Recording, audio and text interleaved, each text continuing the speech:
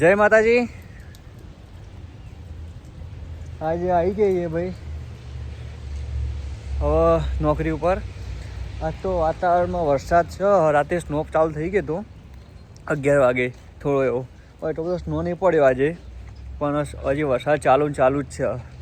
એટલે હવે સ્નો, કારણ કે વરસાદ ચાલુ હોય એટલે સ્નો ઓગળી જાય. નકો આમ તો સ્નો ઓગળે ના, પણ વરસાદ ચાલુ રહે ને, જો આ બધી સાઈડમાં ઓગળી જો ભ્યાનું હશે બધું છે ને, એ બધું વરસાદ ચાલુ એટલે ઓગળી જાય. વાતાવરણ તો મસ્ત, એટલું બધું ઠંડુ એ નહીં, ક્લીન છે. તમે જોઈ શકો. સ્નો પાછલા 2 દિવસમાં વીકેન્ડમાં, હવે ખબર નહીં કેટલો પડે છે. બધા કી છે ખરા, ઠંડી એટલી બધી છે નહીં. હવે જઈશું ત્યાં સ્ટોરે. વરસાદ ચાલુ છે, હવે ક્યાં સુધી રહે તો શી ખબર. હવે સ્નો પણ કેટલા સુધી ચાલુ રહે તો ખબર નહીં. સ્ટોરે જઈને જોઈએ હવે કેવું છે શું છે. આજે જે પુલઅપની ડિલિવરી સવારે સેન્ડ કરી દીધી, કાલ આવી જશે. પણ હવે ડિલિવરી આવવાની છે પાછી બિયરની, એમએસકેજની, એ પણ જોઈ લ્યા છે. સ્ટોર ઉપર તો બરફ એમના એમ જ છે.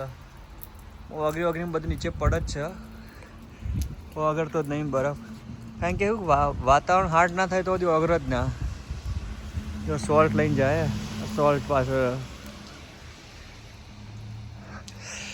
હવે જઈશું આપણે સ્ટોરમાં. આજે ગુરુવાર છે, કોઈ ડિલિવરી તો એક જ આવવાની હતી. એક ફ્રૂટો લેવાનો આવવાનો હતો. આયુષની બેગો હજી હલી નહીં, એમના એમ જ છે. પેપ્સીમાં ભરવાની છે બોટલો. મોન્સ્ટર તો કાલે પેલો ભરી ગયો. અમુક આ બતાવું નવો આવી ગયો, અહીંયા મૂકેલી જ છે. અને સ્ટીકરે મારેલું જોઈએ જો ન્યૂનું. જે કોઈ નવી વસ્તુ આવે સ્ટીકર વાગી જાય અહીંયા. જો આ નવી વસ્તુ હતી, સ્ટીકરને લગાવી દીધેલું. આજે પેલો ચિપ્સવાળો આવે કહેતો તો જોઈ લઈએ ચિપ્સનું. ચિપ્સવાળો પણ આવી ગયેલો. જો બધું ફૂલ કરી દીધો ને. પેલો કાકો ભૂર્યો કાકો, જો બધું ફૂલ થઈ ગયું.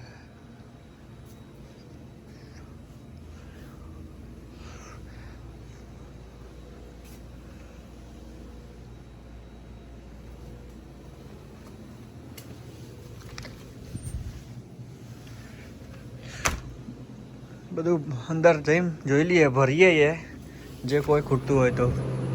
જો અંદર કુલર ચાલુ હોય, પેપ્સીનું બધું કમ્પ્લીટ ભરેલું હોય. હમણાં હજી ઓટો મારીએ, ભાવ ફરી હતી, કોઈ હોતું નહીં એમાં.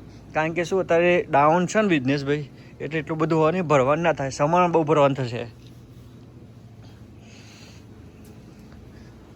તમે હાલ મેં તમને બતાવીએ જ કે જો કેમેરા ચાલુ જ છે, કોઈ ભાઈ દેખાતું નહીં હાલ તો. સવારમાં સાંજે ટ્રાફિક થાય. હા, બધું ખાલી થઈ ગયું હોય, કાલ આવી જશે. તો સોલ્ટની બેગ અમે એઠું કેટલા કિલો 22 કિલો જોઈ શકો. 22 કિલોની બેગ આ સોલ્ટની. આ કૂતરાને ખાવાનું. હા, જો કોઈની દરવાજો ખુલ્લો રાખ્યો, પ્રોબ્લેમ છે.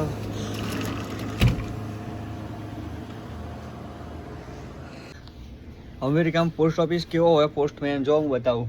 અલગ આવે હોય કંઈ. ઓકે, કે તમે હેવી કાર્ટૂન હોય તો અલગ આવે, અને તમારે ખાલી પોસ્ટ મેલ કરવા માટે અલગ આવે.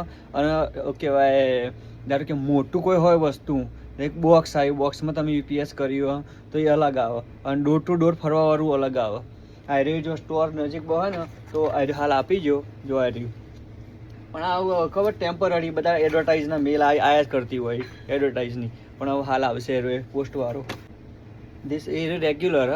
કારણ કે શું રેગ્યુલર આવતો જ હોય પોસ્ટમેન. ધારો કે આટલા નજીકમાં કોઈ પણ હોય ને, એ પોસ્ટનો સિંગલ પોસ્ટ હોય ને તો એટલે કરે. પણ વધારે મોટું બલ્કમાં મોટું પેકેટ ને બધું હોય ને તો એના માટે ગાડી આવે. How are you my friend? It's fine. This only video, short video. Fine. Yeah, how are you? I'm good. Yeah, this postman in US postman. Yeah, thank you. હવે હું તમને ગાડી બતાવું. જો ટાયર એનો ખાલી ગાડીનો. આ જો ગાડીનું ટાયર, ડિસ્ક બ્રેક. કઈ કંપનીની ગાડી એ ખબર નહીં. હવે અહીંયા લખેલું જ છે નામ. Left four from I don't know.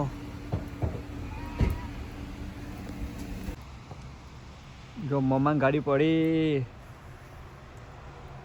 કારણ કે આમાં પોલીસ સ્ટેશન આવી એ મમ્મા રહ્યા.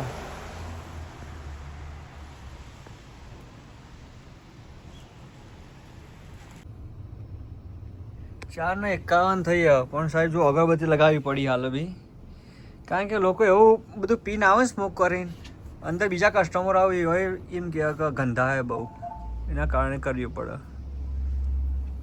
કારણ કે શું સ્મોક કરીએ આ સ્મોક કરીને આવે ને એટલે બહુ સ્મેલ મારે, અહીંયા ઊભું જ ના રહેવાય. અને જે ના ગમતું હોય એના કરતાં આપણે અગરબત્તી ચાલુ કરી દેવાની શાંતિથી, મસ્ત સ્મેલ આવે અને આપણને ગમે.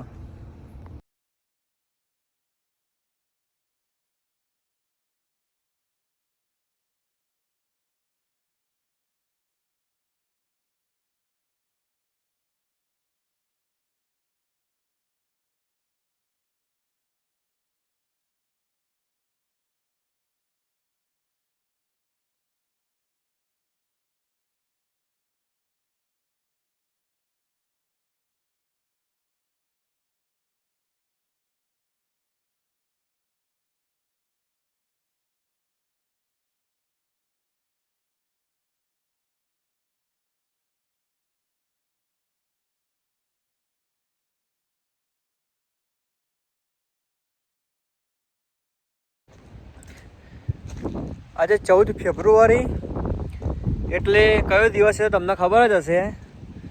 તમે બધા વેલેન્ટાઇન ડે સમજતા હશો, પણ ના ભાઈ, આપણા ભારતવાસીઓ માટે આ બ્લેક દિવસ છે, વેલેન્ટાઇન ડે નથી. કારણ કે 14 ફેબ્રુઆરી સવારે 3:15 પુલવામા એટેક થયો, એની અંદર આપણા 40 જવાનો શહીદ થઈ ગયા. 14 ફેબ્રુઆરી 3:15 2019 સવારે પુલવામા એટેક થયો, એની અંદર આપણા 40 જવાનો શહીદ થઈ ગયા છે. એ દિવસથી આપણે એને બ્લેક દિવસ તરીકે કહીએ છીએ. તો મારી એક નમ્ર વિનંતી છે કે બધા પોતપોતાના સોશિયલ મીડિયા ઉપર આપણા વીર જવાનોને શ્રદ્ધાંજલિ રૂપે એક પોસ્ટ કરીએ. અને એટલું જ કહેવું છે, જય હિન્દ, જય ભારત. 14 ફેબ્રુઆરી પછી ભાઈ જે એમને એટેક કર્યો ને એ આપણે એક દુઃખદ વાત હતી, પણ આપણે પણ ઈટનો જવાબ પથ્થરથી પણ આપવા માટે રેડી હતા. તો આપણે 26 ફેબ્રુઆરીના દિવસે એર સ્ટ્રાઇક કરી અને એમના એલઓસી ઉપર જે એર સ્ટ્રાઇક કરી એની અંદર ખાસા એવા આતંકવાદીઓ મારી નાખ્યા હતા. એટલે આપણા માટે ગર્વની વાત એ રહી હતી કે એમના પણ આપણે ઈટનો જવાબ પથ્થરથી આપે તો. પણ આપણે હું તો લાસ્ટમાં એટલું જ કહું કે આપણા જવાનોને શ્રદ્ધાંજલિ રૂપે આપણે એક કોમેન્ટ કરીએ, જય હિન્દ, જય ભારત.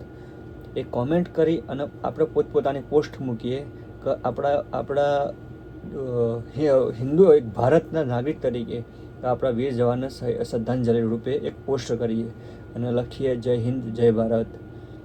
અને જય માતાજી, જય શ્રી રામ. જય શ્રી રામ, જય માતાજી. આજના વિડીયોમાં બસ આટલું જ. જોતા રહો રવિ બ્લોગ હશે. Thank you.